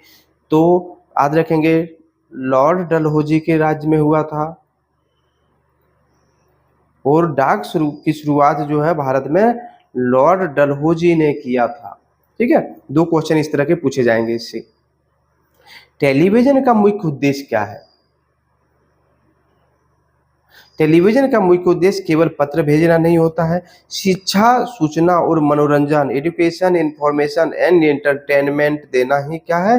टेलीविजन का मुख्य उद्देश्य होता है। जिसका मुख्य उद्देश्य हम क्या बोलेंगे? शिक्षित करना लोगों को, और विभिन्न विषयों पर जो है जानकारी प्रदान करना और मनोरंजन करना। कैसे? आप मूवी देख रहे हैं, आपका मनोरंजन हो रहा है। अगर किसी उपग्रह के बारे में आपको जानकारी मिल रहा है, जियोग्राफी चैनल पर जो है आपको जानवरों की जानकारी मिल रहा है, तो वहां पर आप शिक्षित हो रहे हैं, तो विभिन्न विषयों की जानकारी आपको मिल रहा है। ठीक है, तो इसका आंसर बी सही हो जाएगा। अगला, किस प्रकार का संचार दो व्यक्तियों के बीच मौखिक रूप से होता है? तो मौखिक संचार ही मौखिक रूप से होगा। वर्बल कम्युनिकेशन ही तो मौखिक रूप से हो सकता है दो व्यक्तियों के बीच में, तो बी इसका सही हो जाएगा। सोशल मीडिया पर संचार का कौन सा प्रकार है? Social media is what type of communication? Social media जो है किस प्रकार के संचार के साधन है? तो यह है डिजिटल और सामूहिक साधन है, डिजिटल एंड मास कम्युनिकेशन के साधन है। पारंपरिक जो है ट्रेडिशनल नहीं होगा, व्यक्तिगत भी नहीं होगा, केवल दृश्य भी नहीं होगा, यह डिजिटल और सामूहिक है। यानी डिजिटल रूप से हम लोग उपयोग कर रहे हैं, मोबाइल से उपयोग कर रहे हैं, लैपटॉप से, टैब से उपयोग कर रहे हैं, और मास रूप से यानी बहुत सारे लोग उपयोग कर रहे हैं। सोशल मीडिया क्या कुछ लोगों के तक ही सीमित है? तो नहीं, बहुत सारे लोग इसका उपयोग करते हैं। क्या आंसर हो जाएगा? इसका सी सही हो जाएगा। अगला, इंटरनेट शब्द का पूर्ण रूप क्या है? इंटरनेट शब्द का पूर्ण रूप क्या है? तो इंटरनेट शब्द का पूर्ण रूप जो है इंटरकनेक्टिंग नेटवर्क होता है। क्या होता है? सी नंबर इसका सही हो जाएगा। इंटरकनेक्टिंग नेटवर्क जो है इंटरनेट शब्द का पूर्ण रूप होता है। इसमें क्या होता है? इंटरनेट में दुनिया भर के जो कंप्यूटर है, यानी कंप्यूटर नेटवर्क, जो भी कंप्यूटर नेटवर्क कंप्यूटर नेटवर्क है, नेटवर्क है दुनिया भर के, उस सारे को कनेक्ट करने के लिए इंटरनेट का उपयोग हम लोग करते हैं, यानी एक दूसरे से कनेक्ट भी है, ऐसा समझ सकते हैं। ठीक है, आगे चलते हैं। अगला है, निम्न में से कौन सा एक गैर डिजिटल संचार है? गैर डिजिटल संचार यानी नॉन डिजिटल कम्युनिकेशन, जिसमें हम इंटरनेट के माध्यम से एक जगह से दूसरी जगह सूचना ट्रांसफर नहीं करते हैं, उसका एग्जाम्पल कौन सा है? तो ईमेल में हम लोग इंटरनेट का उपयोग करते हैं, इसलिए आंसर नहीं होगा। यहाँ पे गैर डिजिटल पूछा गया है। व्हाट्सएप में भी इंटरनेट का उपयोग करते हैं, मोबाइल के द्वारा हम एक जगह से दूसरी जगह अपने सूचना का ट्रांसफर करते हैं, तुरंत तत्काल प्रभाव से ट्रांसफर हो जाता है और तुरंत हमें रिप्लाई भी देखने को मिलते हैं, यह भी नहीं होगा। हस्तलिखित पत्र जो है, हैंड राइटिंग लेटर जो है, यह गैर डिजिटल संचार है। ठीक है, यानी सी इसका क्या हो जाएगा? सही आंसर हो जाएगा। इसके जवाब आने में आपको कम से कम 5 दिन का समय लगेगा, जाने में 4 दिन का टाइम लग सकता है, तो सी इसका सही आंसर हो जाएगा। अगला है, दूरसंचार विभाग किस मंत्रालय के अधीन है? हमारे देश में जो है संचार विभाग मिनिस्टर ऑफ कम्युनिकेशन के अधीन होता है। ठीक है, दूरसंचार विभाग जो है संचार मंत्रालय मिनिस्टर ऑफ कम्युनिकेशन के अंडर होता है हमारे देश में। समझ में आ गया यहां तक? अगला है, ईमेल किस प्रकार का संचार माध्यम है? तो अभी मैंने बताया ईमेल जो है, इस ईमेल किसको बोलते हैं? ईमेल इलेक्ट्रॉनिक रिटन कम्युनिकेशन को हम बोलते हैं, यानी इलेक्ट्रॉनिक लिखित संचार को, जो हम लिख करके जो है इलेक्ट्रॉनिक रूप से इंटरनेट के माध्यम से एक जगह से भेजते हैं, उसको डिजिटल माध्यम से हम लोग भेजते हैं। जिसका उपयोग कैसे भेजते हैं? जिसमें हम मोबाइल और कंप्यूटर का उपयोग करते हैं भेजने में, या लिखित संदेश होता है। इतनी जानकारी आपके लिए इनफ है। ठीक है, तो इसका आंसर हो जाएगा इलेक्ट्रॉनिक लिखित संचार हो जाएगा, सी नंबर इसका सही हो जाएगा। ठीक है, ईमेल किस प्रकार के संचार माध्यम है? तो इलेक्ट्रॉनिक लिखित संचार है। QR कोड का पूर्ण रूप क्या होता है? अभी हम देखते हैं अपने देश में QR कोड का जो बार आपको देखने को मिलेगा, चाहे पैसे ट्रांसफर करने के लिए, चाहे किसी प्रोडक्ट को जो है गूगल से सर्च करने के लिए, फेसबुक में जो से मंत्रा से सर्च करने के लिए, किसी भी प्रोडक्ट का जो है हम बार कोड स्कैन करके उसके बारे में जानकारी प्राप्त कर सकते हैं, कहाँ पर ये बना है, क्या ये ओरिजिनल है या डुप्लीकेट है, सारा चीज। लेकिन क्वेश्चन यहाँ है, what is the full form of QR code? तो इसका मतलब होता है क्विक रिस्पॉन्स, बी नंबर सही हो जाएगा। हम लोग QR कोड का उपयोग क्यों करते हैं, क्यों स्कैन करते हैं? ताकि तुरंत हमें जवाब मिल जाए। हम लोग फोन पे का जो है QR क्यों स्कैन करते हैं? तुरंत जैसे आप स्कैन करेंगे, तुरंत जो है दूसरे किसका QR कोड है उसके बारे में जानकारी आपके पास आपके मोबाइल स्क्रीन पर दिख जाएगा। आप ट्रांसफर करना चाहते हैं, ट्रांसफर कीजिए उसमें पैसा। तो बी नंबर इसका सही हो जाएगा। अगला है, भारत का पहला संचार उपग्रह कौन सा था? पहला संचार उपग्रह, तो भारत का पहला संचार उपग्रह जो है INSAT 1 ये था, इंडिया सैटेलाइट 1 ये था पहला सैटेलाइट इंडिया का। ठीक है, और ये कब जारी किया गया था, कब लॉन्च किया गया था? तो ये लॉन्च किया गया था 1982 में लॉन्च किया गया था। यह क्या काम करता था? तो ये मौसम उपग्रह था, मौसम उपग्रह था। अब यह कहना कि सिर्फ मौसम उपग्रह था, तो नहीं, यह बहुउद्देशीय संचार के लिए उपयोग किए जाते थे, यानी बहुत सारे कामों के लिए इसका उपयोग किया जाता था। ठीक, इंटरनेट पर वीडियो कॉलिंग किस तकनीक पर आधारित होती है? इंटरनेट पर हम जो वीडियो कॉलिंग करते हैं एक जगह से दूसरी जगह, कैसे कॉल पर आधारित होते हैं? तो वॉइस ओवर इंटरनेट प्रोटोकॉल पर आधारित होता है। वॉइस ओवर इंटरनेट प्रोटोकॉल पर इंटरनेट से वीडियो कॉलिंग क्या करते हैं, आधारित होता है इसके पर, यानी सी इसका आंसर सही हो जाएगा। भारत में डिजिटल इंडिया अभियान का उद्देश्य क्या है?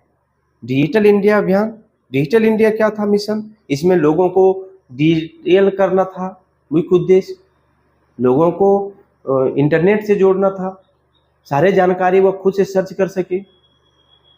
भारत नेट जो है इसी का एक एग्जाम्पल है, जो भारत सरकार द्वारा गांव-गांव में पहुंचाने का उद्देश्य रखा गया था भारत नेट के नाम से। ठीक है, तो डिजिटल अभियान का मुख्य उद्देश्य आखिर क्या है, उसके ऊपर हम लोग को बताना है। तो आंसर आप खुद समझ में आएगा। सड़क निर्माण से कोई इसका संबंध नहीं है, सैन्य सुधार से डिजिटल इंडिया का कोई संबंध नहीं है, परिवहन सुधार से भी इसका कोई संबंध नहीं है। डिजिटल इंडिया का जो सड़क सुधार से क्या संबंध हो सकता है, सोचिए, नहीं होगा। तो डिजिटल सुरक्षा और ई गवर्नेंस जो है इसका मुख्य उद्देश्य था। हम अपने समाज को क्या करने के लिए डिजिटल भारत का शुरुआत किए थे, सशक्त समाज और ज्ञान अर्थव्यवस्था को बढ़ाना था, जिसमें लोग जो है सरकारी सेवाओं को क्या कर सके, इंटरनेट इलेक्ट्रॉनिक रूप से उपलब्ध करा सकें, लोग खुद से जानकारी ले सकें। जहां लोग पहले जो है ट्रेन पर जाने के लिए स्टेशन में टिकट बनाते थे, अब जो है इंटरनेट के माध्यम से ऑनलाइन टिकट बनाते हैं। तो ये सारा जो है डिजिटल इंडिया का ही कमाल देखने को मिलता है हम लोगों को। अगला है, कौन सी तकनीक मोबाइल फोन में वायरलेस डेटा ट्रांसफर के लिए उपयोग होता है? Which technology is used for wireless data transfer in phones? Wireless data transfer होता है यानी बिना तार के माध्यम से हम डाटा एक जगह से दूसरी जगह ट्रांसफर कर सकें। इसके एग्जांपल आपको बताना है। तो ब्लूटूथ जो होता है उसमें क्या होता है, बिना वायर के हम डाटा एक जगह से दूसरी जगह ट्रांसफर कर पाते हैं, एक जगह से दूसरी जगह नहीं, कुछ दूरी तक ट्रांसफर कर पाते हैं। ठीक है, इसमें हम लोग क्या करते हैं, इसमें हम अब देखेंगे हेडफोन को भी कनेक्ट कर पाते हैं, आप मोबाइल फोन से ब्लूटूथ के माध्यम से कर पाते हैं, तो सही हो जाएगा ब्लूटूथ। यूएसबी क्या होता है, यूएसबी तार के माध्यम से जो है जो डाटा ट्रांसफर करना है यूएसबी कहलाता है। लैन केबल भी इसी का एग्जांपल है। सिम के माध्यम से हम डाटा ट्रांसफर करते ही नहीं है, तो ये आंसर गलत हो जाएगा। ठीक है, आगे बढ़ते हैं। स्पैम ईमेल किसे कहते हैं? स्पैम ईमेल हम किसे कहेंगे? तो स्पैम ईमेल हम बोलते हैं अनवांटेड और जंक ईमेल को, यानी अवांछित ईमेल जो हमारे लिए उपयोगी नहीं होता है, उसको हम क्या बोलते हैं, स्पैम ईमेल बोलते हैं। और ये सा एग्जाम्पल आप खुद सोचिए कहाँ से, आप अपना ईमेल कभी खोल करके देखिएगा, वहां पे अक्सर आपको विज्ञापन देखने को मिलेंगे, अलग अलग कंपनी के विज्ञापन आपको देखने को मिलेंगे, जहां आपको अलग अलग तरह से ईमेल भी मिलेगा कोई कंपनी का, जिसमें आपको प्रोडक्ट कम दाम में देखने को मिलेंगे कि मुझे इतना कम में आप ले लीजिए। क्या आपका इसमें मतलब कुछ उपयोग है उसका? नहीं, कोई उपयोग नहीं होता है। तो ये जो है अवांछित ईमेल जो होते हैं उसके हम क्या बोलते हैं, स्पैम ईमेल्स बोलते हैं। उसके बाद दूरदर्शन की स्थापना किस वर्ष हुई थी? When why Doordarshan stabilized? तो दूरदर्शन है क्या, सबसे पहले इसको बात समझिए। तो दूरदर्शन जो है भारत का सार्वजनिक सेवा प्रसारक है। क्या है? दूरदर्शन भारत का सार्वजनिक सेवा प्रसारक है, जिसमें पहले जो है दूरदर्शन जो है टीवी में देखने को मिलता था आपको, दूरदर्शन नाम के एक चैनल, वो क्या करता था, लोगों को जानकारी साझा करता था, चाहे समाचार देने के लिए, चाहे कुछ एजुकेशनल, चाहे गाना सुनने के लिए, और भी चीजें जो हमारे देश में घटित हो रहे हैं तत्काल रूप से उसको दिखाने के लिए, चाहे मूवी भी आपको देखने को मिलेंगे, तो ये दूरदर्शन पर चलाया जाता था। तो क्वेश्चन तो ये नहीं पूछा गया कि दूरदर्शन क्या है, पूछा गया किस वर्ष स्थापित किया गया था। तो दूरदर्शन जो है 1959 में स्थापित किया गया था, और अभी भी यह भारत में क्या है, प्रसारण देखने को मिलता है इसका। अगला, आरटीआई अधिनियम का उद्देश्य क्या है? आरटीआई अधिनियम का उद्देश्य है सरकारी सूचनाओं तक नागरिकों की पहुंच। सरकारी सूचनाओं तक नागरिक की पहुंच ही क्या कहलाता है, आरटीआई अधिनियम का मुख्य उद्देश्य पूछा गया है। तो आरटीआई का मतलब होता है सूचना का आधार, सूचना का अधिकार। किसका? सूचना का अधिकार होता है। ठीक है, अब अगर पूछेंगे आप कि आरटीआई का फुल फॉर्म क्या होता है, right to information, right to information. जैसे आप समझिए, अरे ये आया कब था, तो ये 2005 में जो है ये एक्ट आया था। ये क्वेश्चन बहुत इंपॉर्टेंट है, वीवीआई। ये वीवीआई क्या है दिखाते हैं। आरटीआई कब, अधिनियम कब आया था, आरटीआई एक्ट कब आया था, तो याद रखेंगे 2005 में जो है हमारे देश में आरटीआई एक्ट आया था। अब आरटीआई का मतलब क्या होता है, राइट टू इंफॉर्मेशन होता है, यानी सूचना का अधिकार होता है। आरटीआई का मतलब किसी सूचना, आप सोचिए सिंपल सा बात, कभी जो है आपके स्टेट, जैसे हम झारखंड का बात करते हैं,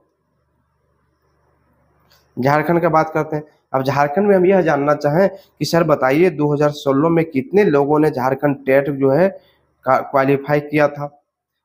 तो यह इंफॉर्मेशन जैसे आप मांगेंगे जैक से, तो जैक को यह इंफॉर्मेशन देना पड़ेगा। इसके अलावा अगर हम जेएसएससी से जो है कोई एग्जाम में इंफॉर्मेशन मांगते हैं कि बताइए झारखंड पंचायत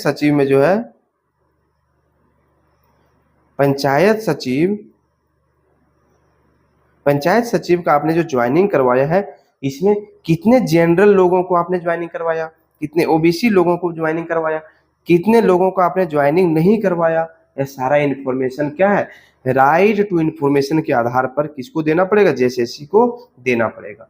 ये हमारा हक है, इन्फॉर्मेशन हमको जानने का अधिकार है, यही होता है राइट टू इन्फॉर्मेशन। ठीक है, अगला है मोबाइल नेटवर्क में SIM का पूरा नाम क्या होता है। जैसे हम लोग सिम जानते हैं, हम लोग मोबाइल में किसका उपयोग करते हैं, सिम का उपयोग करते हैं। तो वही है क्वेश्चन सिंपल सा कि सिम का पूरा नाम क्या है। तो इसका पूरा नाम होता है, सिम का पूरा नाम होता है, ये नंबर इसका सही हो जाएगा। यह क्या होता है, एक चिप कार्ड होता है, चिप जैसा कार्ड। इसका उपयोग हम लोग कहाँ करते हैं, मोबाइल में डाल कर करते हैं। ठीक, आगे चलते हैं। अगला है स्कूलों में डिजिटल बोर्ड का मुख्य लाभ क्या है। दृश्य और ऑडियो के साथ बेहतर सीखना, इसीलिए स्कूल में हम लोग डिजिटल बोर्ड का उपयोग करते हैं, जहां पर हम फिगर के माध्यम से लोगों को दिखा पाते हैं। कोई वीडियो हमारे पास है, वह भी बच्चों को साथ दिखा पाते हैं कि देखिए इस वीडियो में ये प्रोसेस हो रहा है। और इसके अलावा दृश्य के माध्यम से और ऑडियो भी आपको सुनने को मिलेगा डिजिटल बोर्ड में। तो यह स्कूल में यही लाभ देखने को मिलता है, जहां पर हम लोग क्या करते हैं, दृश्य के माध्यम से लोगों को और ऑडियो के माध्यम से लोगों को पढ़ा पाते हैं। तो सी नंबर इसका सही हो जाएगा। अगला है कौन सा एक सामूहिक संचार का उदाहरण है, मास कम्युनिकेशन, जहां पे बहुत सारे लोग उपयोग कर रहे हैं, उसका एग्जाम्पल है। सामूहिक संचार के बारे में बात हो रहा है। तो सामूहिक संचार होता है रेडियो, या बहुत सारे लोग उपयोग कर रहे हैं मास कम्युनिकेशन के रूप में। तो ये क्या है, रेडियो सही हो जाएगा। साइबर अपराध से बचने का सबसे अच्छा उदाहरण क्या है। साइबर अपराध क्या होता है, साइबर अपराध होता क्या है, साइबर अपराध का मतलब होता है डिजिटल रूप से आपकी जानकारी को चोरी कर लेना। आपका डाटा जो है मोबाइल से किसी वायरस के माध्यम से चुरा लेना ही साइबर अपराध कहलाता है। ठीक है, साइबर क्राइम कहलाता है। तो इससे बचने का सबसे अच्छा तरीका क्या है, तो सबसे अच्छा तरीका, सबसे पहले देखिए, इंटरनेट अधिक इस्तेमाल करना। इंटरनेट अधिक इस्तेमाल करने से आप साइबर अपराध से कैसे बच पाएंगे, गलत है। पासवर्ड शेयर करना, पासवर्ड अगर आप शेयर करते हैं तो आपका डाटा आसानी से दूसरे के पास चला जाएगा, तो यह भी गलत हो जाएगा। फिशिंग लिंक पर क्लिक करना, फिशिंग लिंक मत पर जो सस्पियस लिंक है, जो बेकार लिंक है, खराब लिंक है, उस पर क्लिक करने से आपका डाटा भी जो है, आपका सारा जानकारी साझा हो जाएगा। तो मजबूत पासवर्ड और सुरक्षा सेटिंग जो है आप मजबूत रखिए, इससे आप क्या कर सकते हैं, साइबर अपराध से बच सकते हैं। डी नंबर सही हो जाएगा।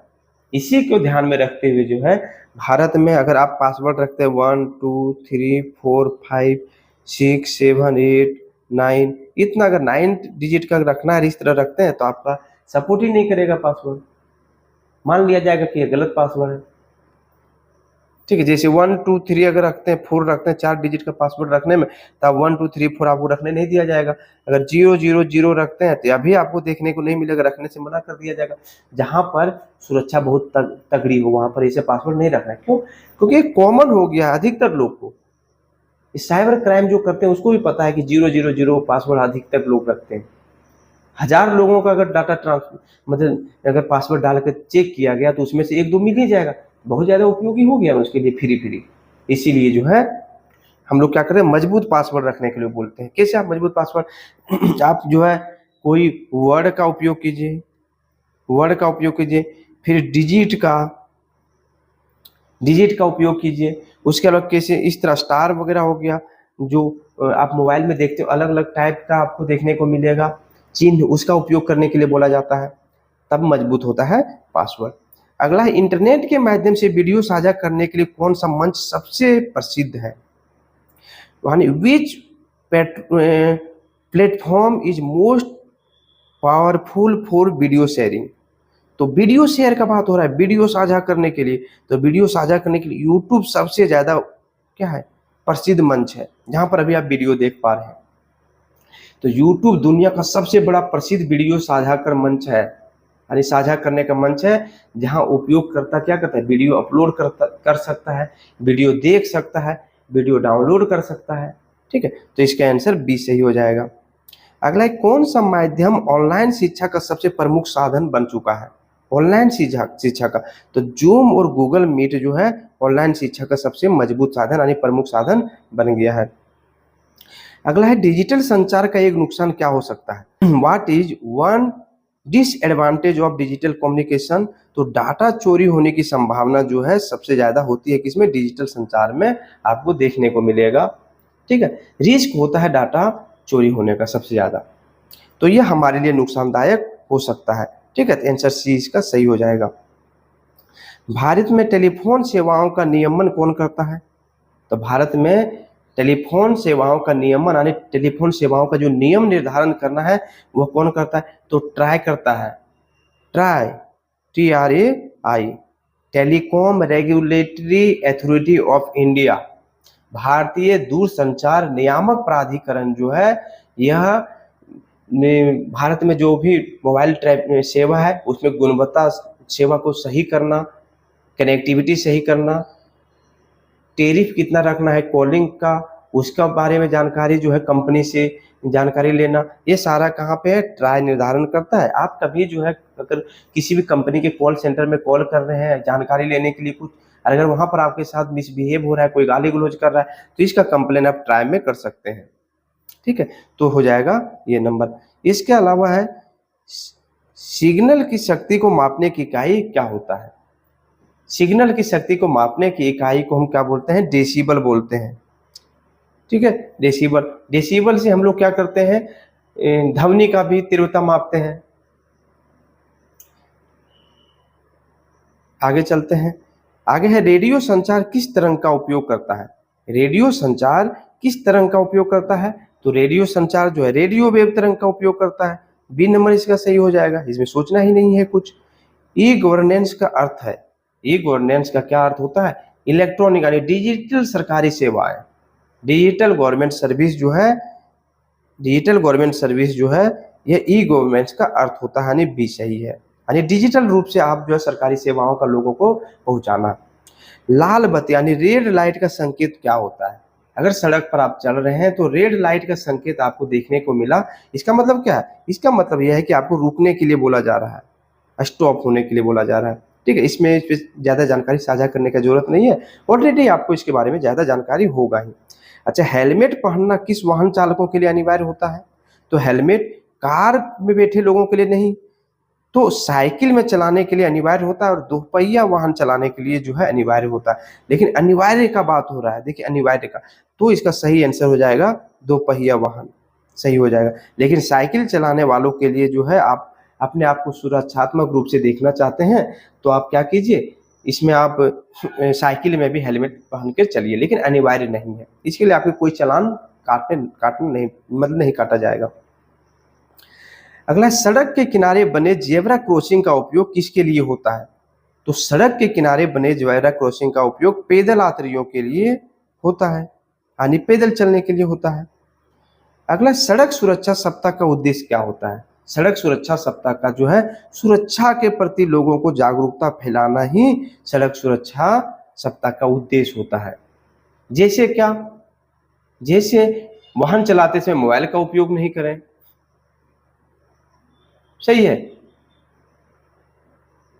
इसके अलावा जो सड़क पर चलने के क्या क्या नियम है, क्या क्या चालान काटे जाएंगे, आप अगर हेलमेट का उपयोग नहीं करते हैं, अगर आप सीट बेल्ट का उपयोग नहीं करते हैं, तो इसके लिए जो है आपको क्या क्या खर्च देने पड़ेंगे, यही जो है सड़क सुरक्षा के सप्ताह का उद्देश्य होता है, लोगों को जागरूक करने का।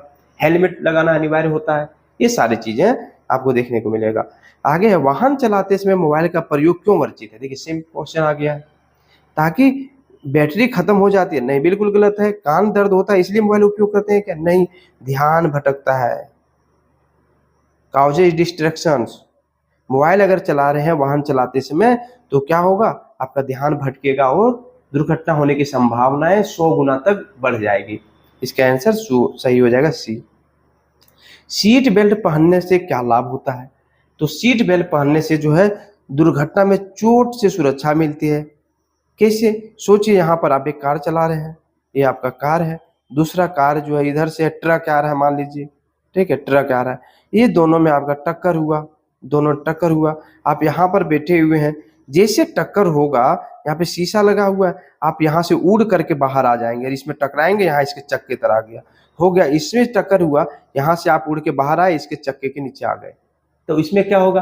क्या आप अमर हो जाएंगे? नहीं, दुर्घटना में आपकी मौत की संभावनाएं बहुत ज्यादा बढ़ जाएगी। लेकिन अगर सीट बेल्ट लगा हुआ है तो क्या होगा? दुर्घटना बहुत तेज होगी, आप जो है सो सीट बेल्ट के माध्यम से आप वहीं पर चिपके रह जाएंगे सीट से, यानी बाहर निकलेंगे नहीं। यहाँ पर भी यही होगा, यानी टक्कर होगा, ये दोनों यहाँ तक जो है पूरी तरह से चकनाचूर हो जाएगा। बहुत रेयर केस में जो है अगर टक्कर हो तो आपके मरने की संभावना होगी, इसीलिए सीट बेल्ट लगाना अनिवार्य हो जाता है ताकि गंभीर चोटों से बचा जा सके, ताकि वाहन के अंदर जो है टकराने के बाद बाहर जो है यात्री लोग फेंका न जाए, इसीलिए सीट बेल्ट पहनना अनिवार्य होता है। पी चिन्ह वाला साइन बोर्ड दर्शाता है, पी चिन्ह वाला क्या दर्शाता है? पी चिन्ह वाला साइन बोर्ड जो है वह पार्किंग दर्शाता है। इसी तरह अगर आपको इस तरह का साइन देखने को मिलेंगे, मतलब आगे जेब्रा क्रॉसिंग है, इसके अलावा अगर आपको साइन बोर्ड यहाँ पर दिखेंगे स्कूल, तो इसका मतलब आगे स्कूल है।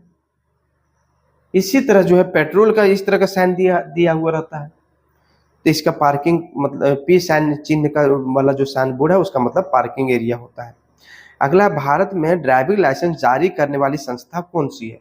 तो भारत में ड्राइविंग लाइसेंस जारी करने वाली संस्था जो होती है वो होती है आरटीओ, यानी क्षेत्रीय परिवहन कार्यालय। हर प्रत्येक डिस्ट्रिक्ट में देखने को मिलेगा, प्रत्येक स्टेट के प्रत्येक डिस्ट्रिक्ट में जो आरटीओ आपको देखने को मिलेगा, रीजनल ट्रांसपोर्ट ऑफिस, जहां पर लोगों के लिए ड्राइविंग लाइसेंस जारी किए जाते हैं, बनाए जाते हैं, ठीक है।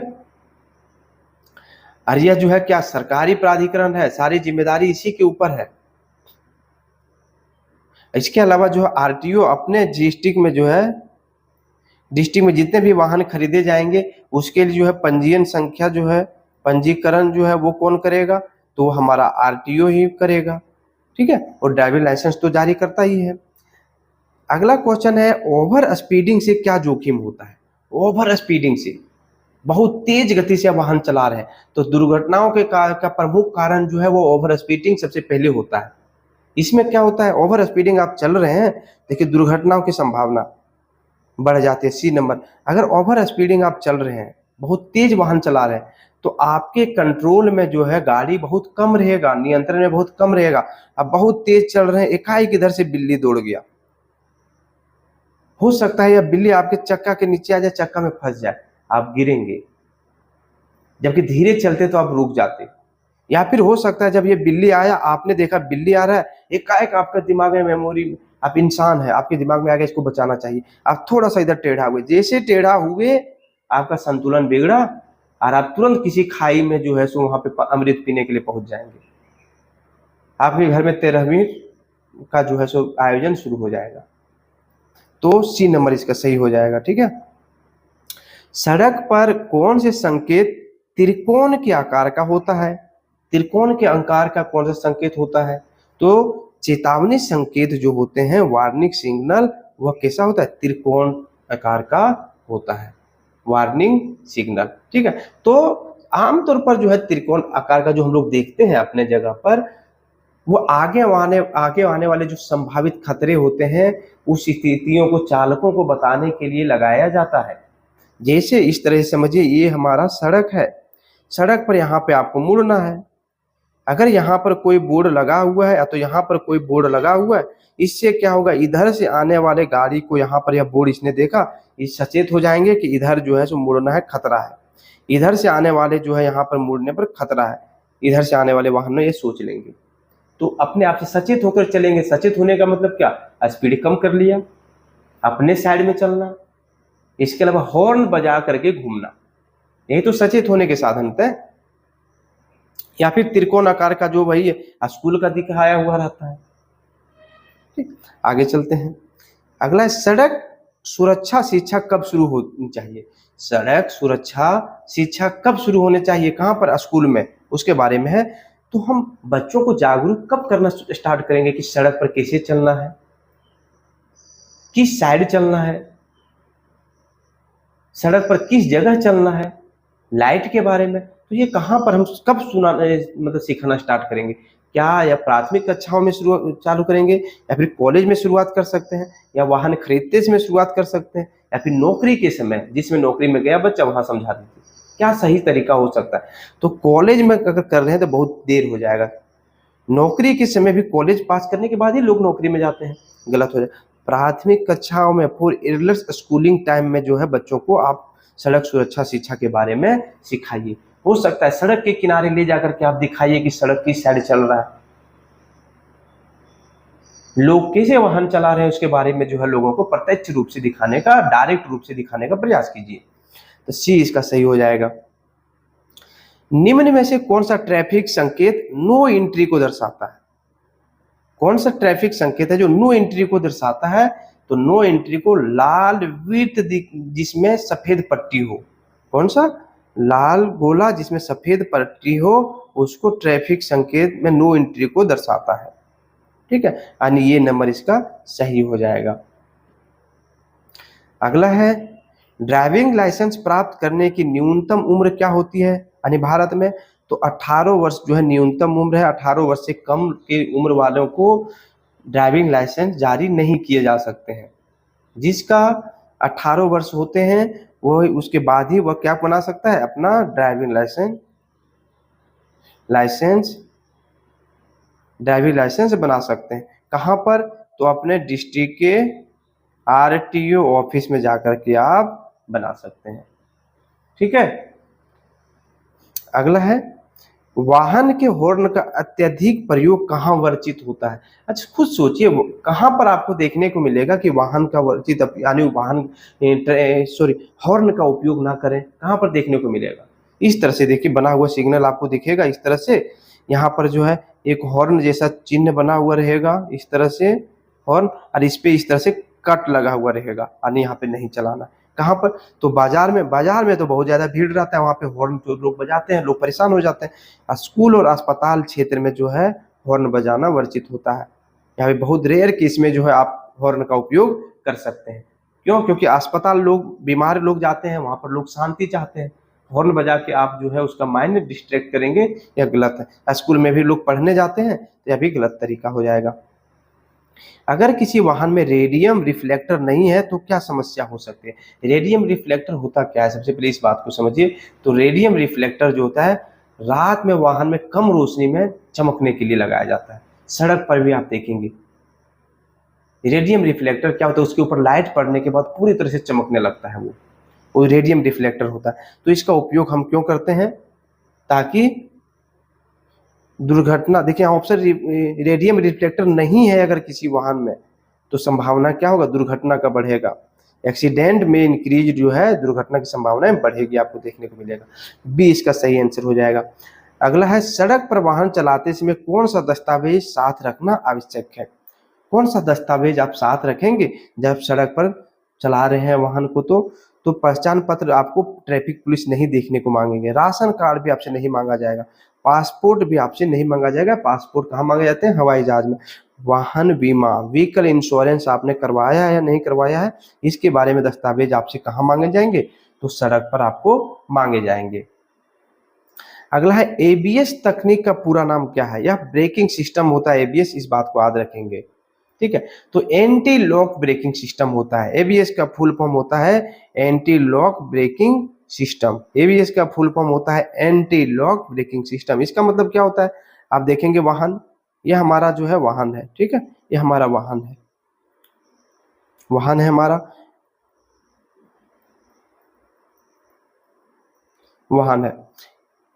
अब एबीएस का मुख्य उपयोग क्या होता है, एबीएस में अगर यहाँ पर आप एक में ब्रेक लगाते हैं, देखिए ब्रेक लगाने का तरीका क्या है, ब्रेक लगाने का अगर यहाँ पे पैर के पास अगर आप लगाते हैं तो यहाँ इसका मतलब हुआ कि पिछला ब्रेक लगा रहे हैं, वहाँ मतलब बात कर रहे हैं हम बाइक में, और यहाँ पर ब्रेक लगाते हैं इसका मतलब अगला ब्रेक लगा रहे हैं। अब क्या होता है एबीएस में, अगर पिछला ब्रेक आप लगाते हैं तो 70% जो है वो आपका पिछला ब्रेक लगेगा और 30% आपका अगला ब्रेक लगेगा। इससे क्या होता है, गाड़ी को रुकना आसान हो जाता है, एक साथ रुक जाता है, एक ही जगह पर रुकना आसान हो जाता है। अगर अगला ब्रेक लगाते हैं तो पिछला चक्का आपको क्या होगा, पलटी करने कर जाएगा, यानी आप अगला ब्रेक रुक जाएगा, सॉरी अगला चक्का रुक जाएगा, लेकिन पिछला आगे बढ़ने लगेगा, जिस कारण दुर्घटना की संभावना बढ़ जाती है। इसीलिए जो है, तो पिछले लगाते हैं तो चक्का जो है क्या होगा, फिसलने का खतरा ज्यादा होता है। इसलिए एबीएस सिस्टम लाया गया ताकि दोनों एक साथ लगे ब्रेक, 70% ये और 30% अगला लगे। ठीक है, अगला है किसी वाहन की गति सीमा निर्धारित करने का उद्देश्य क्या है। क्या होता है गति सीमा निर्धारित करने का, ताकि दुर्घटनाओं से रोका जा सके, दुर्घटनाओं को रोका जा सके, इसीलिए गति सीमा निर्धारित की जाती है सड़कों पर। अब बहुत तेज में कोई आदमी वाहन से आ रहा है और एक स्लो से आ रहा है, पता चला कि वाहन जो है चालक के कंट्रोल में नहीं है, ड्राइवर के कंट्रोल में नहीं रहने के कारण दुर्घटना हो जाएगी। अब जो स्लो आ रहा है बेचारा सतर्क होकर के, उसका जो है कोई दोष नहीं है, फिर भी दुर्घटना का शिकार वो हो जाते हैं, यानी बी इसका सही आंसर हो जाएगा। अगला, जब एम्बुलेंस का सायरन सुनाई दे तो आपको क्या करना चाहिए। तो आपको वाहन रोक दें और रास्ता दें। एम्बुलेंस का जब आपको सायरन सुनाई देता है तो तुरंत आप रोक दीजिए और रास्ता दीजिए। सिर्फ एम्बुलेंस का ही नहीं बात हो रहा है यहाँ पे, आपातकालीन वाहन जो भी हैं, जैसे कि हम समझ रहे हैं एम्बुलेंस, यहाँ पर एम्बुलेंस हो गया, उसी तरह अगर हम फायर ब्रिगेड जो होते हैं, जो आग बुझाने के लिए जाते हैं, उसी तरह पुलिस वाहन जो होते हैं, इसमें वाहनों में सायरन लगे हुए होते हैं। इसका मतलब ये हो गया कि यह सायरन तब बजाते हैं जब आपातकाल स्थिति में हो। जैसे एम्बुलेंस जो है, यहाँ पे एम्बुलेंस में एक यात्री अपनी जिंदगी का अंतिम सांस ले रहा हो, चाहे फायर ब्रिगेड इसके पास जो कहीं आग लगा हुआ है, इसके पास इंफॉर्मेशन आया है, इसी जगह पर जल्दी जाना होता है। उसी तरह यहाँ पे पुलिस का कहीं अपराध हो रहा है, वहां पे जल्दी जाना होता है। तो हम लोग क्या करेंगे, सिंपल सा वाहन को रोकेंगे और ये सारे वाहन को रास्ता देंगे जाने के लिए। बी नंबर इसका सही हो जाएगा। ट्रैफिक नियमों का उल्लंघन करने पर जुर्माना किसके द्वारा तय किया जाता है। तो ट्रैफिक नियमों का अगर उल्लंघन आप कर रहे हैं तो जुर्माना राज्य सरकार द्वारा तय किया जाता है। किसके द्वारा, राज्य सरकार द्वारा तय किया जाता है। ठीक है, कहां पर, अपने स्टेट में। कभी कभी जो है ये केंद्र सरकार भी इसका नियम बनाते हैं, तो वो रेयर केस में होता है, उसके बारे में बाद में चर्चा हम लोग करने की कोशिश करेंगे अगर इस तरह का टॉपिक फिर से आया तो। ठीक है, तो 200 क्वेश्चंस का जो सीरीज है उसमें से मैंने 100 क्वेश्चन का सीरीज इसमें बना दिया है। वीडियो बहुत लंबा हो रहा है, इसीलिए इस वीडियो को हम यहीं पे अंत करेंगे। इसके बाद सेकेंड सीरीज जो है आप फिर से इस वीडियो को खत्म हो जाने के बाद मेरे चैनल पर जाकर के देख सकते हैं। आपसे रिक्वेस्ट है, अगर यह वीडियो आपको बहुत अच्छा लगा हो तो आप चैनल को सब्सक्राइब करके वीडियो को भी लाइक कर दें, और जो भी आपके विचार हैं, कैसा वीडियो लग रहा है आपको, क्या सुधार चाहते हैं, इस आप कमेंट बॉक्स में जरूर करें, ताकि हम दोनों का बॉन्डिंग अच्छा हो सके, एक दूसरे के विचारों को समझ सकें, अपने वीडियो को मैं सुधार कर सकूं। यही हमारा मुख्य उद्देश्य होता है, ताकि आप अधिक से अधिक मार्क्स एग्जाम में ला पाएं। ठीक है, फिर से आपसे मिलते हैं नई वीडियो में नए तरीके से, तब तक के लिए धन्यवाद।